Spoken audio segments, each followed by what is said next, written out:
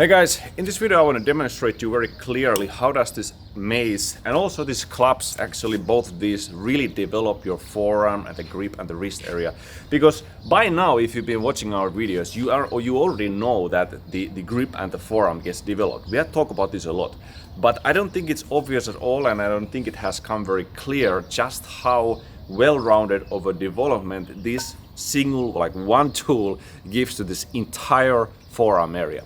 So I want to start with just from this, holding the club, or holding the mace. Like, what does this actually develop?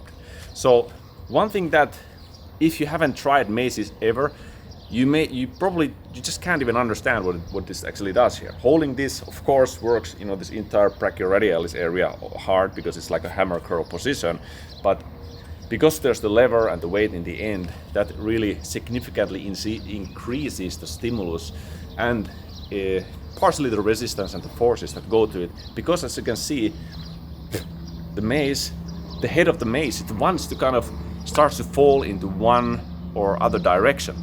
And so to combat that, of course, I can maybe find a very good center point that's where it doesn't wave at all, but usually, especially if you're moving around and you're doing swings or something like this way, you have to actively stabilize it in order for the mace not to fall down. With regards to the wrist, there's always this small rotational play. So this is supination, this is pronation, pronation, supination, pronation, supination. So when you're holding this, you are doing micropronations. Every time the bell goes a little bit this way, it's a micropronation. Every time the bell goes a little bit this way, it's usually more subtle, you're doing a supination.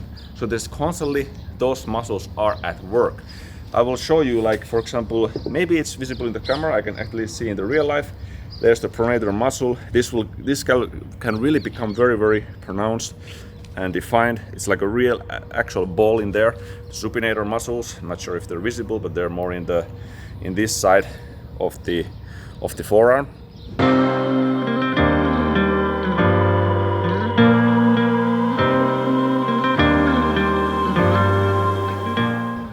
So those are muscles that you wouldn't necessarily think that actually get trained without doing like full rotations, but they get engaged. So your wrist can also do ulnar deviation. It can do radial deviation. Radial deviation is when I bring it towards myself. Ulnar is towards the outside. So holding this in these different positions, I'm almost nearly always using the muscles that are responsible for the radial deviation. The other direction, this ulnar, you think like, well, how does that get work? For example, if I'm doing this hammer, they are stabilizing in every single repetition, because otherwise it will just hit me like into my shoulder blade or clavicle.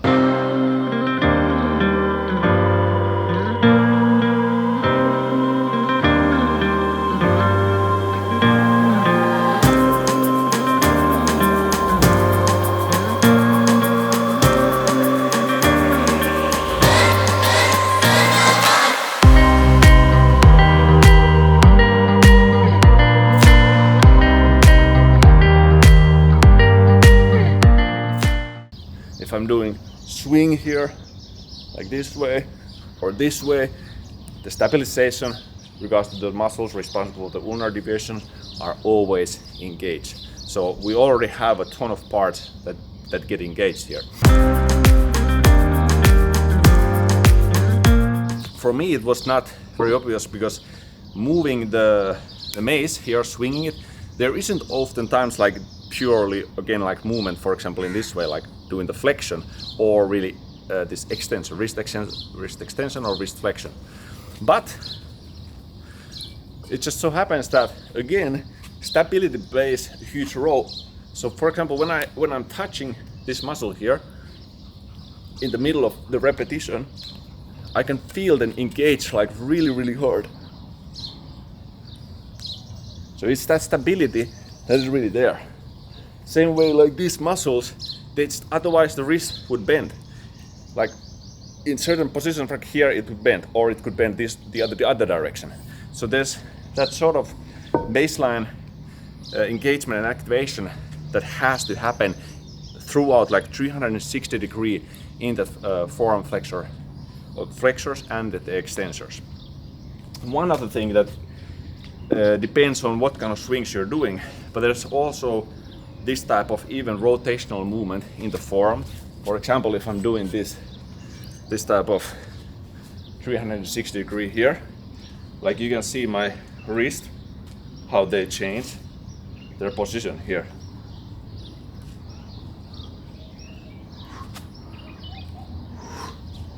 So there's this type of movement from the wrist constantly. So it's not only that, it's the stabilization is, I think, one of the key strengthening elements when it comes to the club and mace training. But movement is also involved, and I can do this same thing. I can do it with single arm, and now I get movement every time, and I feel that movement actually, because I can do this same thing here. Movement, stability, constant. Even there, like in this kind of position, it's a very large circles with a lot of forces that are directed to that wrist. Another important factor to consider is if you're lifting a barbell, for instance. Usually the only force of or direction of the force is that it's like horizontally tries to slip from your grip. So with the mace, it's usually vertical, right? So it tries to go here, or if I'm swinging like this way, it wants to escape in this like vertical motion away from a grip, this like a squeezing. All right, so I'm constantly getting this type of vertical force, and in so many different angles. And while I'm doing that, in different points also, it tries to, for example, twist from my arm. So that's another thing. Like there's the vertical, there's this horizontal, and then there's the twisting that tries to break the grip.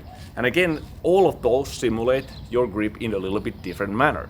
The other factor, it's like, for me, it's so obvious that I didn't even mention is, like, look at this, look at the thickness. Like this is a thick bar. It's thicker than a barbell. That's another factor. It increases the stimulation of the grip. Same in these Indian clubs. The steel clubs are a little bit thinner, but you will still feel them heavily in your grip, no matter, because they're usually a little bit heavier as well. That's just something that I hope really demonstrates to you, just like literally, like how does this mace actually impact the wrist and forearm area. I have never had this type of development from any other type of like a tool. And one of the greatest things about this is that you would maybe imagine that to get results you may need heavy weights or something like that. But for example, this is 5 to 6 kilo club, this is 6 kilo. Like this is the amount of weight that I primarily use for my training. It's like maximum 6 kilos. And I have gotten amazing results with that. I've trained like over a year, mostly with this type of weights. Do high repetitions, your muscles will start to burn from all those sides. That's one of the keys that you actually need to learn and understand about mace training. This is not like you do a couple reps. You can go to 50 reps, even up to 100 reps at certain points, and that will build enormous, like robust structure, very, very rugged muscle mass into this forearm area. Hope this inspires you to also try mace training, club training. That is really all this talk that I'm explaining here will be to deaf ears unless you actually really try this out yourself. Then you will really know what it does and how it builds the wrist. But I guarantee you're gonna build a lot of mass and robustness to your forearms. Even the people who are doing our Iron King method, like after a week or two, they already was like, okay, I'm feeling different in my arms. Because the development is quick, and it's not only, of course, the muscular, there's the nervous system development also that happens on the side, but it makes a huge difference into your overall wrist strength and health, and all the performance gains that can come out of that as well in your sports.